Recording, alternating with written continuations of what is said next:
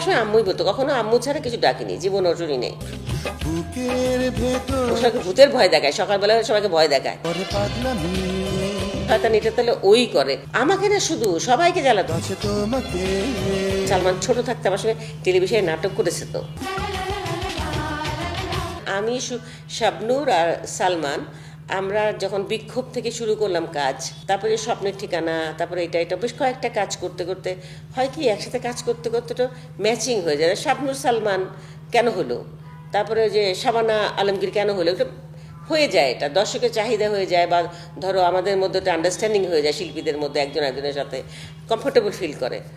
তো সালমান আরও ব্যাপার ছিল, সালমান ছোট থাকতে আমার সঙ্গে টেলিভিশনে নাটক করেছে। তো ও টিভিতে অভিনয় করতো, ওর বাবা করতো, বাবা আমার হাজব্যান্ডের ক্যারেক্টার করেছে কয়েকটা নাটকে।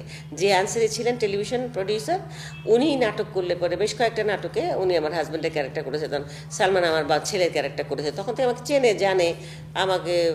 ওই তখন থেকে ছোটোবেলা তার আম্মু ডাকতো না, পরবর্তীতে ফিল্মে যে আম্মু ডাকা শুরু করলো, তখন আন্টি আন্টি করতো। তারপরে ওদের বাসায় যেতাম, ওর মায়ের সঙ্গে ভালো সম্পর্ক হয়ে গেল, ওদের বাসা পর্যন্ত চলে যেতাম। অনেক সময় আমরা রিহার্সালে শেষে হয়তো ভাই বলতো চলেন, জিয়া ভাইকে বলতো চলেন আমার বাসায় চলেন, তখন আমাকে বলতো চলো তোমাকে আমি ওখান থেকে ওদের বাসা ঘুরে টুরে আমি তোমাকে তোমার বাসায় নামাই দিব। গ্রিন রোড ভূতের গুলিতে আমার বাসা ছিল, আব্বার বাসা। তো ও আমাকে ওখানে নামাই দিত, তো ওখানে বসে চাটা নাচ করতাম, গল্প টল্প করতাম, ফিরে আসতাম। এই তো মানে একটা জাস্ট হয়ে যায় আর কি, এটা হয় না অনেক সময়, এই জন্যই হয়েছে ওটা। সবসময় আম্মুই বলতো, কখনো আম্মু ছাড়া কিছু ডাকিনি, জীবন অর্জনই নেই। অনেক দুষ্টু আমাকে না, শুধু সবাইকে জ্বালাতো, আমাকে একলা জ্বালাবে কেন, সবাইকে জ্বালাতো। ও আমরা যখন বিচার হবে ছবি করতে গেলাম ইয়েতে কি বলে এই হোতাপাড়ায় থেকে কাজ করেছি তো আমরা। ও যে মাথায় একটা শয়তানি আছে তা জানতাম না আমি। আমাদের ঘরের যে ঘরটার মধ্যে আমরা থাকতাম, সেই ঘরের ভিতরে আমাদের বেশ কয়েকটা মেয়ে থাকতো। এটার একটা বারান্দা একটা রুম ছিল, যে রুমের মধ্যে একটা ছোট্ট একটা খাট ছিল। আমাকে এই রুমটা ওরা দিয়েছে নাকি আমি চয়েস করেছি জানি না, আমি থাকতাম এখানে। আমি ওই রুমটাকে বেছে নিলাম আমি একা থাকার জন্য, আর ভিতরে আমার মেয়েরা থাকতো। আর ওই পাশে একটা ছোট ঘর আছে, যারা হতে পারা গেছে তারা চিনবে। ছোট ঘরটার মধ্যে ও স্বামীরাকে সাথে নিয়ে যেত, ও আবার সাথে করে একটা ফোল্ডিং একটা টেবিল, একটা চেয়ার, তারপর তোমার খাট, বিছানা টিছানা সমস্ত কিছু নিয়ে যেত। বিছানাতে পাতা এটার ঘরের মতো বানাই নিত, স্বামীরাকে নিয়ে যেত, স্বামীরা থাকতো ওখানে, ও শুটিং টুটিং করতো আর কি, এই আর কি। তো ধরো ও যে শয়তানি করে তো জানি না, কাউকে না জানায় সে বিরাট লম্বা বাঁশ কিনে আনলো, বা কোনোখান থেকে জোগাড় করে সে রেখে দিল, সেটা কাপড়ও নিয়ে আসছে। তো রাতের বেলা সে করতো কি, ওই সে বাঁশের মধ্যে যে পা দিয়ে হাঁটে না ওরা, তো ওর মধ্যে কাপড় দিয়ে ওরকম করে হেঁটে হেঁটে যেত।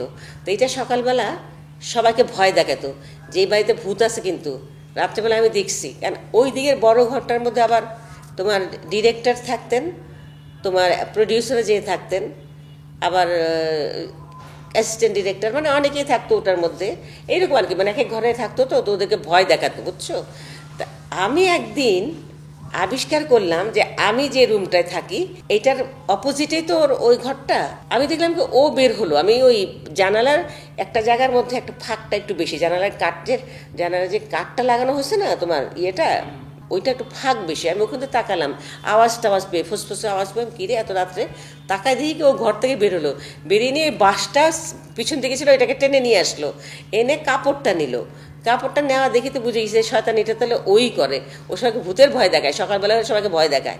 আচ্ছা এই তো গেল এই লোকেশনটা, এইখানটা হতে পারে অনেক ভিতরে আরেকটা লোকেশন আছে ভিতর দিকে, বেড়ার ঘর, ওখানে আবার ছনের ঘর আর কি, উপরে ছাদ, ছন, আর তোমার বেড়ার দেওয়ার বড়, অনেক বড় স্পেস ওখানে, একটা আরেকটা ধরো গরিব মানুষের ঘর বাড়ি বানায় আর কি ওখানে।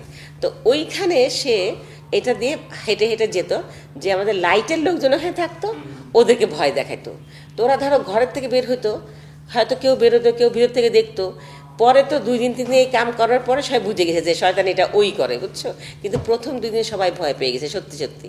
বলে ওই যে ও তেঁতুল গাছ আছে ওখানে একটা, আমাদের এই ওই ঘরটা, বড় ঘরটার পাশে একটা তেঁতুল গাছ আছে, সবাই ওই তেঁতুল গাছে ভূত আছে। সকালবেলা দিনের বেলা ভয় দেখেছে সব মেয়েরা, আমাদের যারা আরো আমাদের এক্সট্রা যারা আর্টিস্ট ছিল, তো এই মেয়েরা তো ভয়ে অস্থির, ওখানে তেঁতুল গাছে তো ভূত আসছে, ভূতে আসে রাত্রেবেলায় কিছু করে এই সেই।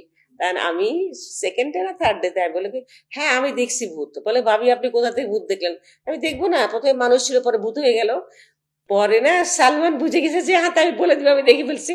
আমার আমি যদি না বলি আর কি, কিন্তু সবাই মোটামুটি আন্দাজ করে ফেলছে যে এটা সালমানই করে আর কি, জিনিসটা এত দুষ্টু।